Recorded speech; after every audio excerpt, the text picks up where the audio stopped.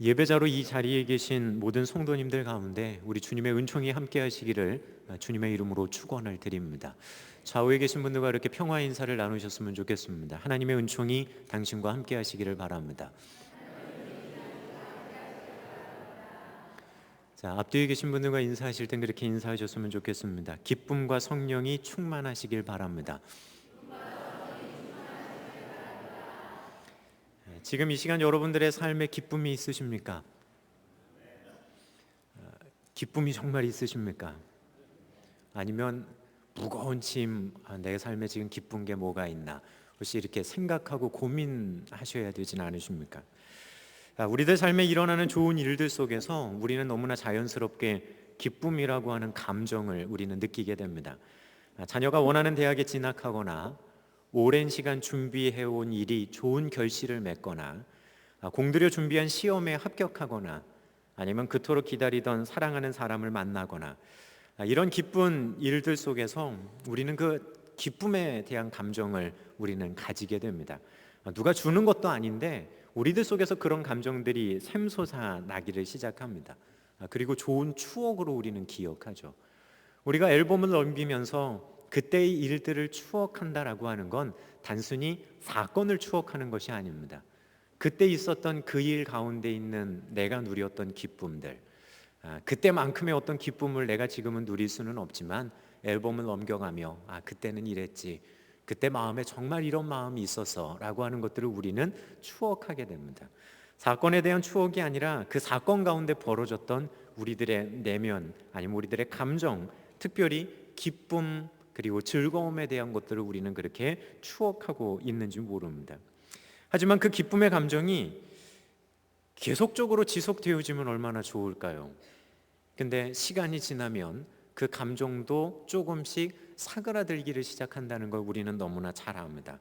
그때는 그렇게 기뻐서 어찌할 바를 못 날는데 시간 지나놓고 그때 일들을 기억하면서 그저 한숨 내쉬며 그땐 그랬지 라고 얘기할 수도 우리는 있기 때문입니다. 자, 복음의 메시지를 듣고 그리고 그 기쁜 마음으로 복음에 처음 반응했던 그때의 경험 여러분들이 있으십니까? 그때의 기억이 있으십니까? 주님을 내가 인격적으로 처음 만났다라고 하는 그때, 내가 주님을 경험했어요 라고 하는 그때, 어떻게 말로는 표현할 수 없는 그 기쁨에 대한 경험이 여러분들 가운데 있으실 겁니다. 자, 그런데 시간이 지나면서 그때의 그 구원의 기쁨, 그 처음 마음이 점점 사그라 들어가고 있지는 않습니까? 구원의 사건이 단순히 과거형이 되어져 버렸고 그때는 나도 그랬어 라고 하는 과거의 사건에 머물러 있지는 않느냐라고 하는 겁니다. 과거에 그랬다고 한다면 지금은 내가 구원받지 못한 겁니까? 그럼 우리는 지금 현재는 구원의 은총과는 거리가 멀리 있는 겁니까? 틀림없이 지금도 구원의 은총 가운데 있다고는 이야기하는데 그때의 기쁨은 전혀 없는 그런 모습을 어쩌면 우리는 살아가고 있는지 모릅니다. 하지만 구원의 기쁨이다라고 하는 이 부분은 단순히 시간을 넘어서지 못하는 그러한 기쁨이 아니라 어떤 상황과 조건에 의해서 뒤흔들려지는 그런 기쁨이 아니라 오늘 내가 십자가의 은총 앞에서 나를 구원해 주신 그 주님의 은혜를 생각하면 매일매일 새롭게 그 기쁨에 대한 고백을 할 수 있어야 하는 것이 옳은 모습이기 때문입니다. 지금 그 구원으로 인한 기쁨을 누리고 계십니까? 구원이라고 하는 그 놀라운 은총의 수혜자로서 오늘 여러분들은 그 기쁨 속에 살아가고 계십니까? 어쩌면 성경이 이야기하는 항상 기뻐하라라고 하는 그 말씀의 의미는 그냥 우리들 스스로 그래 기뻐해 기뻐해 그런다고 기뻐할 수 있는 것이 아닙니다. 항상 기뻐할 수 있는 이유는 내가 항상 나를 구원해 주신 주님의 은총 가운데서 그 은혜가 얼마나 큰지를 매 순간 경험하게 될 때 우리는 너무나 자연스럽게 항상 기뻐할 수 있다는 겁니다. 아침에 일어나서 항상 기뻐하자고 구호 외친다고 되는 거 아닙니다. 그런 현상이 벌어지기 위해선 우리들 내면 가운데 우리들의 영혼 가운데 기뻐할 수 있는 그 기반이 있느냐는 겁니다. 있으면 기뻐하지 말라고 해도 기뻐할 수 있을 만한 상황과 조건이 안 돼도 기쁨이라고 하는 열매는 맺혀질 수밖에 없는 겁니다. 구호에 있지 않습니다. 지금 내가 하나님의 구원의 은총을 분명하게 느끼고 경험하고 있는 그 상황 가운데 있느냐? 오늘 성경의 본문을 살피면서 항상 기뻐할 수 있는 은혜, 구원의 은총에 대한 그 기쁨, 이 부분에 대한 부분을 함께 살피면서 우리에게 주는 도전과 교훈을 잠시 나누어 보려고 합니다. 저희는 지난 시간 발의 티끌을 떨어버리고라고 하는 제목으로 말씀을 생각을 해봤습니다. 비시디아 안디옥에서 유대인들로부터 비방과 비난을 받으면서도 꿋꿋하게 견뎌내고 있었던 바울의 일행에게 위기가 찾아옵니다. 단순히 말로만 주어지는 비방과 박해였다면 그냥 견뎌야지 하는 마음도 있을 텐데, 회당에 있었던 유대 지도자들이 그 도시의 경건한 귀부인들과 도시의 유력자들을 선동해서 그들을 박해하기를 시작합니다. 여기에 박해는 신체적인 박해가 포함되어져 있었습니다. 붙들려 가서 매질당하기도 하고, 그리고 그들에게 아예 그 도시에 있지 못하게 추방하는 일들이 벌어지게 된다는 겁니다. 더 이상은 자신의 힘으로 할 수 있는 일이 없는 상황이 벌어집니다. 본인이 떠나려고 하는 것이 아니라 타의에 의해서 어쩔 수 없이 그 도시를 떠나야 했던 바울 사도의 일행. 이런 상황 속에서 바울과 바나바는 자신의 발에서 티끌을 떨어버리는 행동을 하고 있었습니다. 우리는 이 행동을 살펴보면서 단순히 우리가 이야기하는 것처럼 복음 전하고 안 받아들이니까 알아서 되라, 그런 마음으로, 아니면 당연히 전해야 될 복음에 대한 열심을 품지 않은 것을 그저 합리화하기 위해서 이렇게 행동하는 것이 아니라, 이렇게 행동하기 이전까지의 바울 사도의 마음, 그리고 한 영혼을 천하보다 소중하게 생각하시는 주님의 마음을 우리는 먼저 생각을 해봤습니다. 천하보다 한 영혼이 귀하다고 한다면 발에서 티끌을 떨어버리는 이 마지막 행동은 말 그대로 정말 마지막이라는 겁니다. 우리가 할 수 있는 최선의 노력을 다하고 갈 수 있는 데까지 최선을 다해 걸어가 본 다음에 더 이상 우리의 어떤 힘과 능으로 할 수 없을 때 하나님 여기까지입니다라고 이야기하며 하나님 앞에 의탁하는 마음으로 할 수 있는 행동이 바로 이 행동이기 때문입니다. 그저 너무나 쉽게 복음 전해놓고 알아서 되라라고 하는 식으로 그렇게 발에서 먼지를 떨어버리는 행동이 아니었음을 우리는 생각을 해봤습니다. 그런 하나님의 애타는 마음과 바울 사도의 마음을 알았다면 우리는 너무나 자연스럽게 발에서 티끌을 떨어버리는 이 행동이 우리들 삶의 곳곳에서 일어나는 것이 아니라 차라리 저희 삶에는 없기를 바랍니다라고 하는 것이 우리의 기도 제목이어야 하고 우리의 마음이어야 한다는 겁니다. 생각해 보십시오. 자신이 사랑하는 가족을 향해 발에서 티끌을 떨어버린다라고 하는 거, 그거 쉬우시겠습니까? 그렇게 되지 않았으면 좋겠습니다라고 하는 것이 우리들의 마음이어야 하지 않습니까? 한 영혼을 향한 우리들의 마음, 누군가를 향한 복음을 전하는 행동 가운데 우리에게 분명하게 있어야 할 마음은 바로 그 애타는 주님의 마음과 하나 되어져 가야 한다는 겁니다. 그러면서 우리들 서로를 그렇게 도전하며 축복했습니다. 발에서 티끌을 떨어버리는 이런 상황이 우리 신광의 성도님들의 삶 가운데는 없기를 주님의 이름으로 축원을 드립니다. 없는 것이 축복입니다.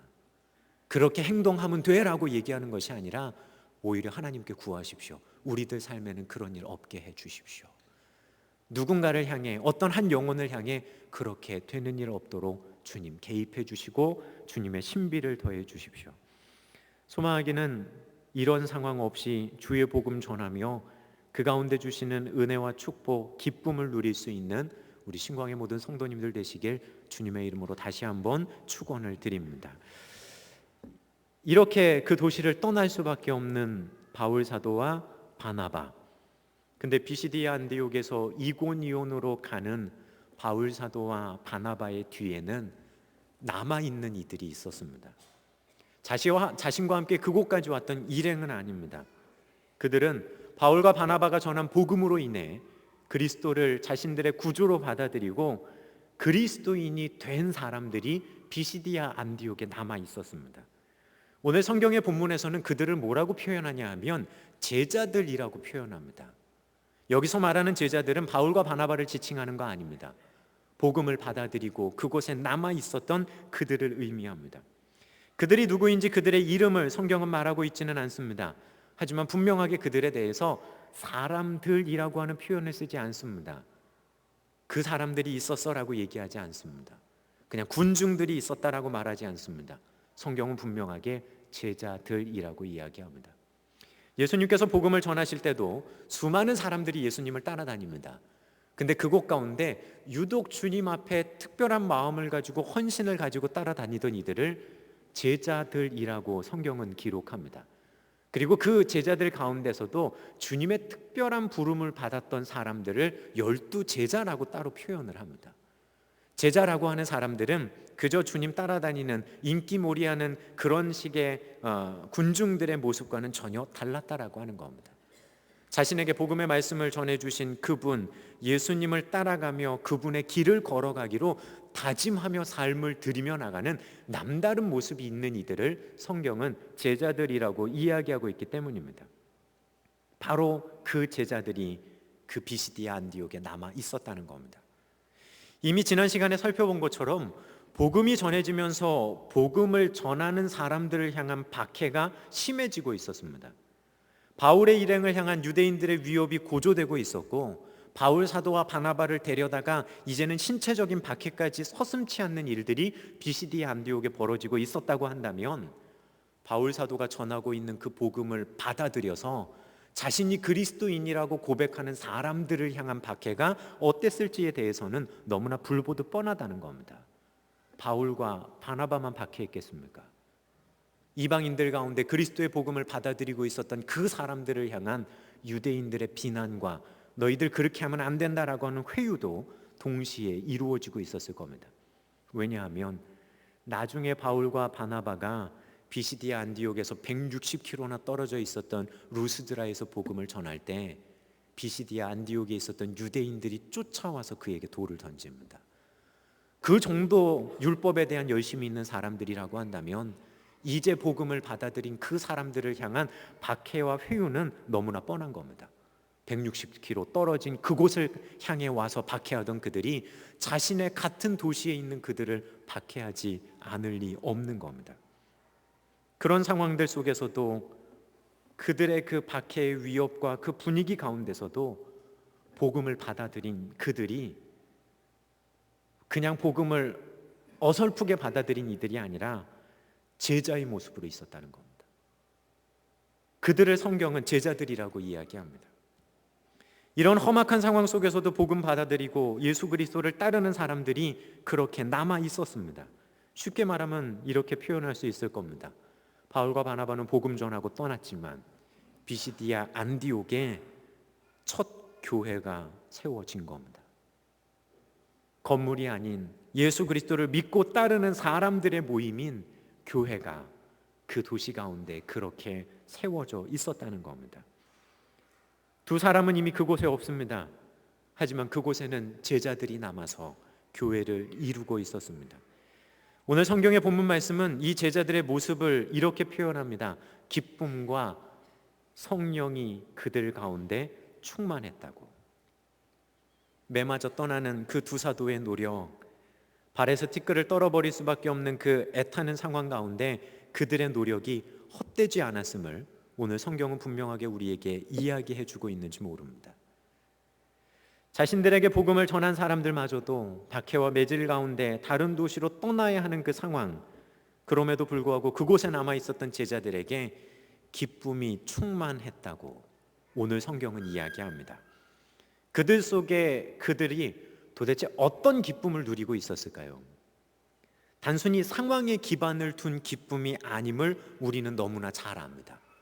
왜냐하면 좋은 일이 지금 벌어지지 않습니다. 예수 믿은 것 때문에 붙들려 가서 회유당하고 때로는 협박당하고 때로는 얻어맞을 수 있는 상황이 벌어짐에도 불구하고 그들 가운데 기쁨이 충만했다고 오늘 성경의 기록자는 그렇게 우리에게 이야기해주고 있기 때문입니다. 이들이 복음 받아들인 다음에 시간이 얼마나 지났겠습니까? 바울 사도와 바나바가 비시디아 안디옥에서 사역한 기간이 얼마나 되겠습니까? 몇 년이요? 몇십 년이요? 아닙니다. 길어야 몇 주입니다. 길어야 몇 주입니다. 길어야 몇 주인 이 상황들 속에서 어떤 사람들이 세워졌냐 하면 박해 가운데서도 자신의 신앙을 지킬 수 있는 제자들이 세워졌다는 겁니다. 오늘 성경의 본문의 말씀을 생각하면서 저는 예수님의 비유가 떠올랐습니다. 마가복음 4장 16절로 17절에 나오는 이 비유는 우리가 씨 뿌리는 자의 비유로 너무나 잘 알고 있는 비유의 말씀입니다. 이런 구절이 나옵니다. 또 이와 같이 돌밭에 뿌려졌다는 것은 이들을 가리킴이니 곧 말씀을 들을 때에 즉시 기쁨으로 받으나 그 속에 뿌리가 없어서 잠깐 견디다가 말씀으로 인하여 환난이나 박해가 일어나는 때에는 곧 넘어지는 자요. 오늘 이 성경의 그 비유의 말씀을 가만히 들어보면 비시디아 안디옥에 지금 벌어지고 있는 모습과 너무나 유사한 모습을 주님은 떠올리셨는지 모릅니다. 복음이 전해졌을 때 기쁨으로 이해하고 받았는데 박해와 환난이 왔을 때는 너무나 쉽게 그 복음을 저버리는 사람들, 그들의 마음밭, 그거 돌짝밭이다라고 주님은 비유 가운데 이야기하시는 겁니다. 그런데 오늘 성경에 보게 되면 그 초신자였던 제자들은 기쁨이 충만했다고 이야기합니다. 동일한 기쁨에 대한 내용을 이야기하는데 중요한 것은 이미 환난은 시작되어진 가운데서도 그들은 그 기쁨을 지키고 있었다는 겁니다. 실제로 우리말 성경에 번역되어진 충만하니다라고 번역되어진 헬라어 단어 에플렐룬토라고 하는 말은 미완료 시제가 쓰입니다. 일회적으로 복음을 받아들였을 때 기쁩니다. 그게 아니라 받아들인 이후에도 지속적으로 그 기쁨을 가지고 있었다라고 하는 표현입니다. 성경의 뉘앙스가 그렇습니다. 제자들은 기쁨과 성령의 충만함을 지속해서 가지고 있다는 겁니다. 한순간에 있다가 없어지는 기쁨, 씨 뿌리는 자의 비유에 있었던 그 돌짝밭 같은 그 사람들 한순간의 기쁨이 아니라 이들은 이미 환난이 닥쳐왔음에도 불구하고 그 기쁨을 지켜가고 있었음을 성경은 우리에게 이야기해주고 있기 때문입니다. 지속적인 현재형의 기쁨이 충만했노라고 성경을 말하는 겁니다. 다시금 씨 뿌리는 자의 비유를 생각해 본다면 이들의 마음은 돌짝밭 같은 마음 아니었습니다. 이미 옥토였다는 겁니다. 기쁨으로 받아들였다라고 하는 부분에 있어서는 예수님이 우려하며 이야기하신 돌짝밭과 같은 상황이 벌어지고 환난과 박해라고 하는 조건이 왔을 때 그러한 조건과 상황들이 지금 벌어지는데 비시디 안디옥의 제자들은 이미 그 상황을 넘어서서 지속적인 기쁨 속에 그들의 마음은 이미 옥토가 되어져 있었다라고 하는 겁니다.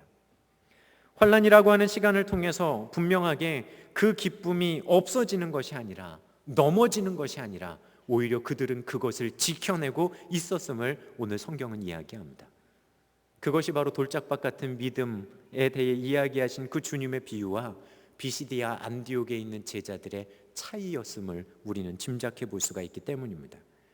그들은 분명하게 말씀을 처음 받아들인 초신자들이었습니다. 신앙의 여정 길지 않습니다. 몇 주입니다. 그들의 모습을 가만히 생각하며 그런 생각해 봅니다. 길어야 몇 주, 길어야 1, 2개월. 근데 이들 속에는 환난을 이겨낼 수 있는 그 믿음이 있었고 환난 가운데서도 꺾이지 않는 기쁨이 이들 속에 있었다는 겁니다. 바울 사도가 제자 훈련을 저희들처럼 몇 주에 걸쳐서 잘했을까요? 바울 사도가 제자 훈련하고 성경 공부한다고 수많은 시간을 들여서 이들 가운데 공부할 만한 충분한 시간이 있었을까요?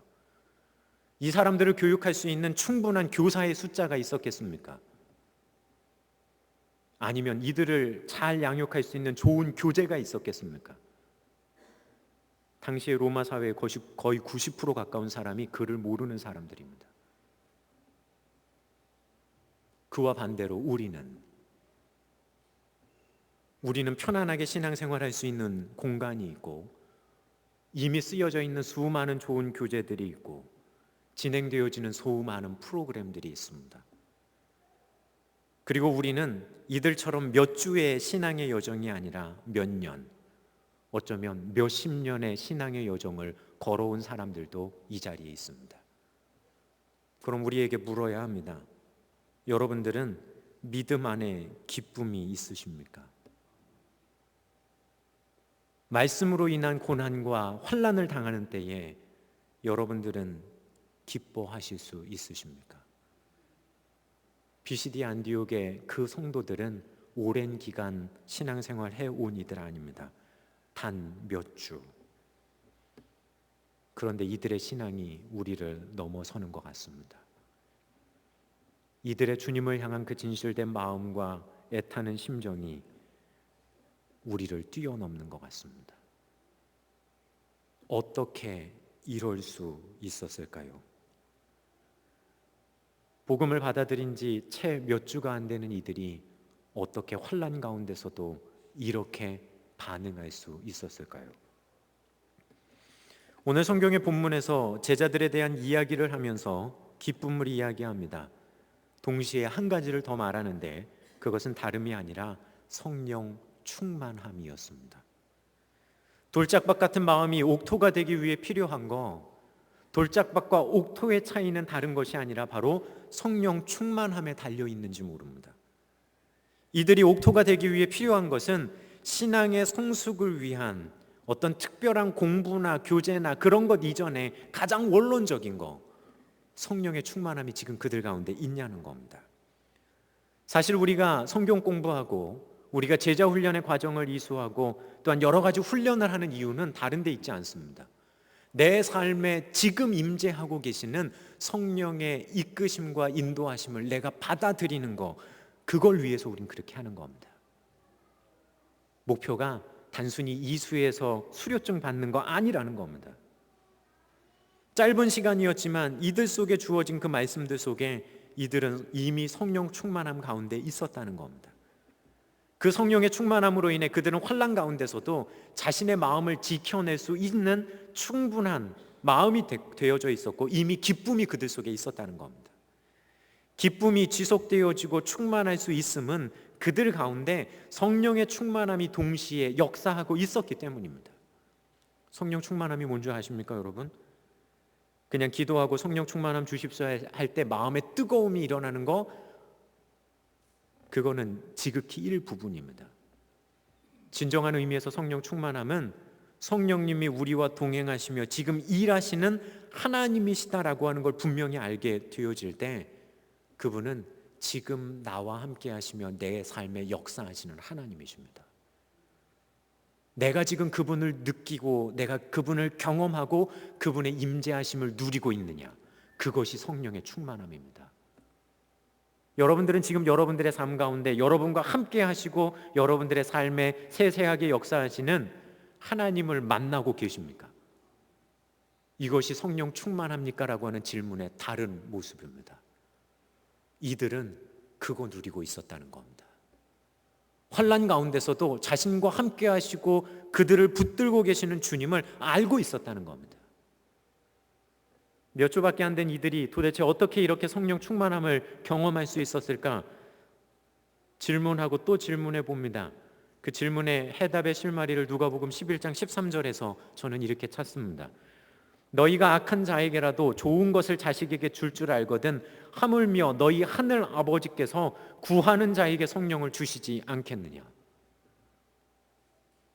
구하는 자에게 성령을 주시지 않겠느냐. 뭔가 빌려주십시오라고 하는 에너지를 빌리는 거 아닙니다. 성령의 충만함을 구한다라고 하는 건 주님 내 삶에 오십시오. 내 삶에 오셔서 내가 주인 되는 것이 아니라 주님께서 내 삶의 주인의 자리에서 내 삶을 이끌어 가십시오. 삶의 주도권을 주님 앞에 내어놓는 그 모습, 그것이 성령의 충만함을 구하는 자의 모습입니다. 기도하면서 그저 뭐 주십시오가 아닙니다. 기도하며 자신의 삶의 주도권을 내려놓고 주님께서 역사하시고 주님 이끄시는 대로 가겠습니다. 그 마음, 그 길이 바로 성령 충만한 자의 길이기 때문입니다. 환난이 와도 박해가 닥쳐와도 그렇게 가겠노라고. 여러분들은 그렇게 구하고 계십니까? 그렇게 성령의 충만함을 구하고 계십니까? 그것도 간절하게. 이루어지든 말든 주실 거면 주시고 말래면 말고의 마음이 아니라 오늘 주시지 않으면 내 삶이 어떻게 될지 모릅니다. 오늘 나의 삶 속에 성령 충만함으로 주님께서 역사해 주시지 않으면 나의 영혼이 피폐해져 가고 죽을지 모릅니다라고 하는 그 간절함을 가지고 주님 앞에 성령의 충만함을 구하고 계십니까? 분명한 건 이제 막 시작되어진 비시디아 안디옥 제자들의 그 믿음은 그 박해 속에 오히려 꿋꿋하게 자신들의 삶을 주권적으로 인도해 가실 주님을 향한 기대로 채워져 가고 있었다는 겁니다. 성령 충만하십니까? 성령 충만함을 얼마나 간절히 구하고 계십니까? 여러분들의 삶의 모습 가운데 당장 내일 이것이 필요합니다라고 하는 걸 구하는 기도와 성령의 충만함 주십시오라고 구하는 기도 가운데 어떤 기도를 드릴 때 더 마음 간절하십니까? 이 땅의 조건들을 놓고 이거 이렇게 바꿔주십시오라고 하는 그 기도의 모습과 내 삶에 성령 충만함으로 역사해 주십시오라고 하는 그 기도의 모습 가운데 어느 부분에 더 간절함이 있으십니까? 옆에 있는 사람의 모습을 보는 것이 아닌 우리의 모습을 들여다 봐야 하기 때문입니다. 왜냐하면 구하는 자에게 주시겠다고, 나를 가까이 하는 자를 내가 가까이 하겠노라고 주님 이야기하고 계시기 때문입니다. 말로는 주님 가까이 한다라고 이야기하는데 간절함으론 주님을 향한 간절함보다 다른 것을 향한 간절함이 있는 거 주님도 아실 겁니다. 내가 왜 성령의 충만함을 못 받을까? 하나님 왜 안 주십니까? 묻고 질문하고 불평하기 이전에 나는 어느 기도를 드릴 때 내 마음이 더 간절한지를 살펴보십시오. 그 분명한 간절함을 가지고 성령의 충만함을 구하게 될 때 구원해 주신 은총에서 누리게 되는 기쁨은 여러분들 삶 속에 너무나 자연스럽게 열매 맺을 겁니다. 여러분들의 삶 속에 그거는 굳이 열매 맺어야 돼 되지 않아도 열매는 맺을 겁니다. 왜요? 그런 준비가 되어져 있는 사람, 그 나무에서는 그 열매가 맺어질 수밖에 없습니다. 우리는 성령의 열매 이야기합니다. 9가지 열매 이야기하면서 이런 열매를 맺어야 된다고, 사랑의 열매 맺어야 되고, 또한 우리가 아는 것처럼 항상 기뻐해야 되고, 자 여러분 항상 기뻐합시다 구호 외친다라고 기쁨이 여러분 가운데 찾아오지 않습니다. 그저 내 마음의 상태마저도 그렇게 자기 최면 걸어서 무디게 만드는 행동인지 모릅니다. 신광의 성도 여러분, 항상 기뻐해야지 그것이 아니라 항상 기뻐할 수 있는 가장 근원적인 여러분들의 마음과 여러분들의 영혼의 상태를 만드십시오. 그러면 기쁨은 열리지 말라 그래도 열립니다. 누가 뺏어 가려고 해도 그 기쁨의 열매는 계속 열릴 수밖에 없는 겁니다. 그 근본에 우리는 충실해야 됩니다. 비시디아 안디옥에 있었던 성도들의 그 기쁨은 상황 겉모습 가운데 그들이 구호로 외쳤던 기쁨이 아니라 성령의 충만한 가운데 주님과 동행하는 가운데 그들 속에 있었던 바로 그 마음입니다. 그러니 너무나 자연스럽게 그렇게 기쁨의 열매가 그들의 삶을 감싸고 있었던 겁니다. 사랑하는 신광의 성도 여러분, 구원의 감격이 있으십니까? 구원받았던 그때의 기쁨 기억하십니까? 근데 오늘 그 기쁨이 혹시 사그라들진 않으셨습니까? 소망하기는 오늘 한 날 주님 안에 거룩한 날 지키고 마음의 중심을 붙잡을 때 그 구원의 기쁨을 다시 한번 경험할 수 있는 우리 신광의 성도님 되시기를 주님의 이름으로 축원을 드립니다. 그리고 그 마음을 지키십시오. 그거는 내가 지켜야지 하는 것이 아니라 여러분들의 마음을 성령 충만하도록 주님께서 내 삶을 그렇게 움직여 가 주십시오라고 간절히 기도하며 주님 앞에 나갈 때 누구도 뺏어갈 수 없는 그 열매가 여러분 가운데 맺혀질 겁니다. 세상이 줄 수 없는 평안함과 기쁨, 그렇게 열매 맺을 수 있는 겁니다. 비시디아 안디옥에 있었던 그 처음 제자들처럼 그 처음 교회에 있었던 그 구원하심에 대한 기쁨과 성령 충만함에 대한 모습이 우리 신광의 모든 성도님들의 삶 가운데 회복되어지고 가득 채워져 가기를 우리 주님의 이름으로 다시 한번 축원을 드립니다. 기도하겠습니다.